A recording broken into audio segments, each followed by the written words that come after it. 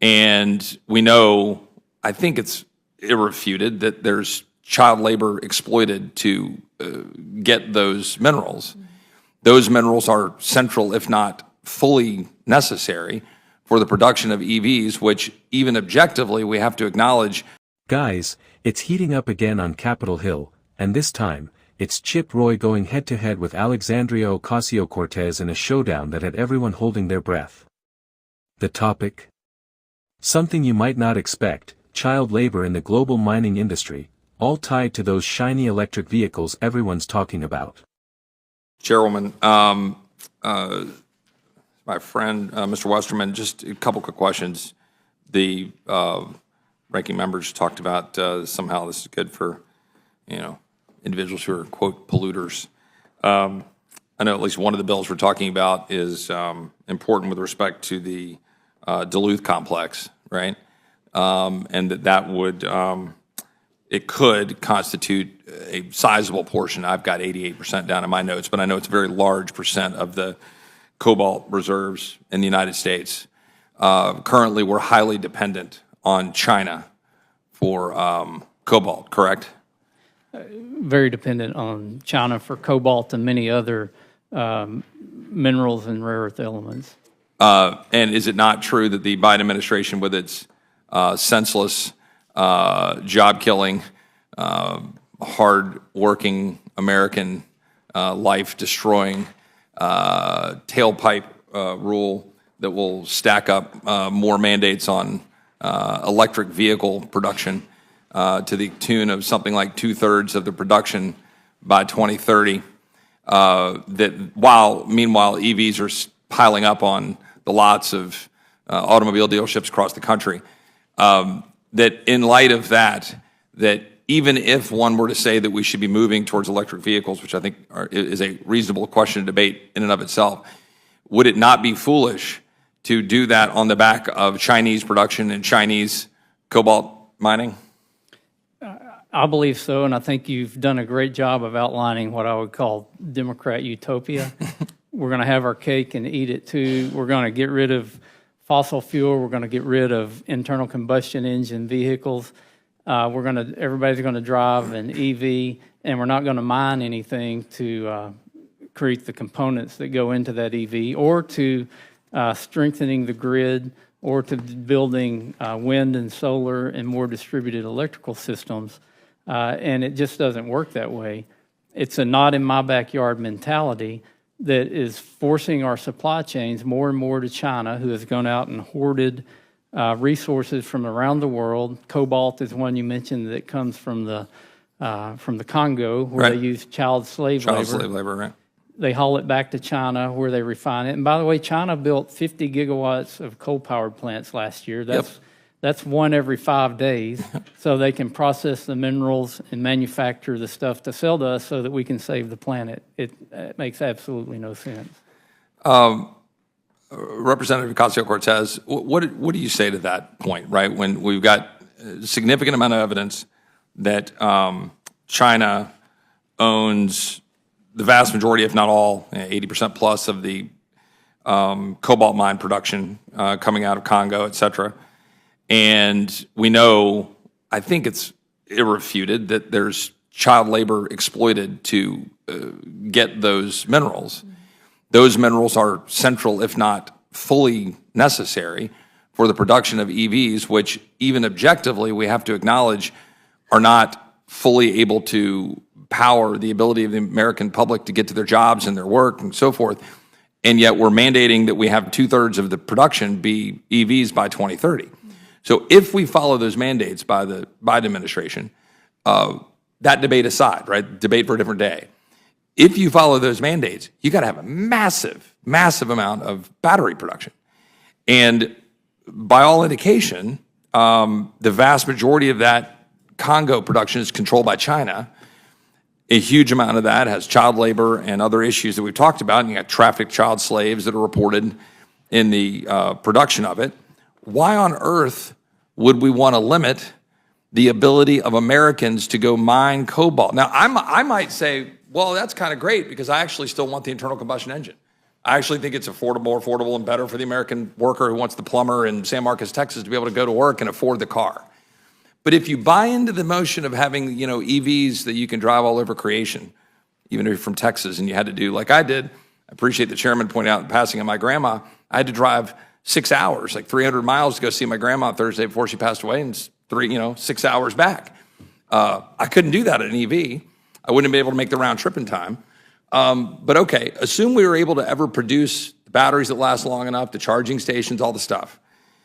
Why would we get rid of the American production of it? Thank you. There are several different components to your question. I want to make sure that I address them. First and foremost, on the issue of child exploitation, child labor, I think it is the role of the United States for us to push back forcefully on this production, and not just in the production of energy, but across the board. We see this in textile production, energy production, cobalt mining. It is horrific, and we need to make sure that our sources do not include child labor. But to get to the core of the question, too, on the China front, is that I find it interesting that there is this concern about Chinese ownership of minerals, and it is legitimate. However, the response to that seems to be deregulation specifically for companies that are largely Chinese-owned here in the United States. These companies are subsidiaries where the benefit of what we are deregulating here, and I'll give you a specific example. I would be remiss not to mention that the minerals produced specifically at the proposed Twin Metals mine that is implicated in this legislation would most likely be shipped to China for refining and smelting to be sold on the global market. These are not American-owned companies that American mined minerals would be going to. And so if your concern is the Chinese predominance of ownership in the mining market, I would be very concerned about passing this legislation. So that, I think, on the China piece there. And lastly, on the meeting our targets and mining cobalt. I think it's a false choice to say that in order for us to mine cobalt, we either have to destroy some of the most sacred lands in the United States or rely on child labor. There's responsible mining in the United States that is available to us. But secondly, I also find it interesting that the majority presently pushes back against battery recycling, which would allow us to open the path to reducing our reliance on mining in general. There is enormous potential in recycling many of these EV batteries, but we have not made the investments or the shifts necessary in order to unlock that so that we can reduce our reliance on solely mining as the only source of battery. Thank you. Well, I appreciate that. Before I give my colleague a chance to respond, as I think he probably wishes to, I would only note that happy to have a conversation about restricting Chinese ownership of any number of corporate activities in the United States, or ownership of farmland, or ownership of land near military bases, or frankly, ownership of meat packing, production, including mineral production and so forth. A significant reason why it would be mined here and shipped back is because they've got all the production facilities, because they've been building and mining these, because they've got the resources to do that. And here we've got the God-given benefit in America being able to produce very clean burning natural gas, very efficient ability to have automobiles that have an internal combustion engine, which are basically fractionally about 1.5% of the CO2 production when you compare it to what we're producing in China, as the gentleman noted, where they've got 1,100 coal-fired plants burning in China, and we have 250, and they're building 2 a week, and we're building none. And yet we're building no nuclear plants except for the Georgia plant that was finally put online 45 years after it was permitted by the Nuclear Regulatory Commission. So I think if we're going to be serious about it, we can't say, I just don't accept the premise that this sort of general notion of, well, we got to push back on the child labor. Well, I mean, we're going to use that child labor unless we find a supply right now, because the Biden administration has put their foot on the gas to say we must have EVs in 2030 at the extent of 2/3 of our entire production line. So Toyota is not a Chinese-owned company, but Toyota has a massive production facility in San Antonio. Tells me that they will largely have to put their entire assembly line starting next year into EVs pretty much only, because they can't financially afford to do otherwise with these mandates on the tailpipe rule, which will be shutting down the internal combustion engine production of the Toyota vehicles. No Chinese ownership there, because that's where they are, which will then mandate the EVs, driving up the price of those vehicles. And then they got to go figure out how to get the batteries and get the production. I know the gentleman seemed like he wanted to jump in on that, and so I'd like to give him a chance to respond. I appreciate the opportunity to respond. So many things to talk about here, and I agree with the assertion that we don't have the refining and the smelting capacity in the U.S., but that's self-imposed. You go back to 1995, we produced 3 times the copper of China, and today they produce 11 times more copper than us. They have 50 smelters, and we have 2. That's another area of regulation that's forced business like that out of our country to China, and they're making the things that we need. We're exporting wealth to China to build these projects, and we have the resources that have made this country strong and that are still here to make us strong in the future if we will just use them.